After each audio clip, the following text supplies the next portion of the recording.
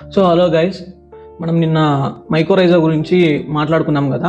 So దాని కంటిన్యూషనే ఇది. So మనము ఈ వీడియోలో ఎన్ని టైప్స్ ఉంటాయి ఆ టైప్స్ గురించి మాట్లాడుకుందాం. సో ఈ మైకోరైజా అనేది మెయిన్గా మనకి 2 టైప్స్లో ఉంటుంది అనమాట. అంటే చాలా టైప్స్లో ఉంటుంది, కానీ మెయిన్గా మనకు 2 టైప్స్లో ఉంటుంది అనమాట. సో ఒకటి ఎక్టోమైకోరైజా అండ్ ఎండోమైకోరైజా. సో దీంట్లో మనము ఈ రెండిటికి పేర్లను గమనించండి మీరు, ఎక్టోమైకోరైజా అండ్ ఎండోమైకోరైజా. సో ఎక్టో అంటే ఏం లేదు, బయట అని వస్తుంది అర్థం. సో ఎండో అంటే లోపల, ఇంటర్నల్గా అని అర్థం వస్తుంది. సో మొదటిగా మనము ఎక్టోమైకోరైజా గురించి చూస్తే, సో ఇది కేవలం 10% ప్లాంట్ ఫ్యామిలీస్లో మాత్రమే ఉంటుందన్నమాట. మనము ఎక్కువగా వుడ్డీ ప్లాంట్స్లో చూస్తాం అనమాట.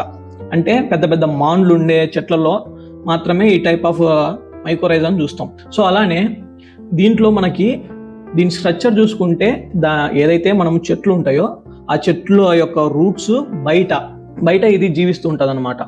సో ఈ రూట్ టిప్స్ని అంటిపెట్టుకొని ఉంటుంది అనమాట. సో ఈ రూట్ టిప్స్ని అంటిపెట్టుకునే దాన్నే మనం మ్యాంటిల్ అని అంటాం. సో అలానే ఈ ఫంగై హైపే అనేది ఆ వేర్ల యొక్క లోపలికి వెళ్తుంది అనమాట. వెళ్ళి సెల్స్ చుట్టూ ఉంటుంది. అంటే సెల్స్ లోపలికి వెళ్ళదు, ఇక్కడ సెల్స్ చుట్టూ ఉంటుంది అనమాట. సో ఈ చుట్టూ ఉండేదాన్ని మనం ఏమంటామంటే హార్టీ నెట్ అంటాం.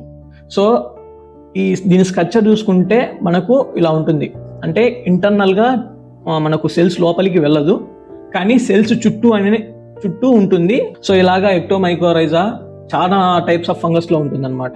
సో ఒకటైనా దాంట్లో లకారియా బైకలర్ గురించి మాట్లాడుకుంటే, సో ఈ లకారియా ఏం చేస్తుందంటే, స్ప్రింగ్ టైల్స్ అనే చిన్న పురుగులు ఉంటాయి.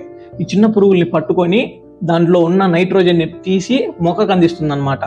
సో అలానే మొక్కలో ఉన్న పోషకాలని ఇది కూడా తీసుకొని ఆహారంగా తీసుకొని సహజీవన సంబంధం కలిగి ఉంటాయి అన్నమాట. To be continued.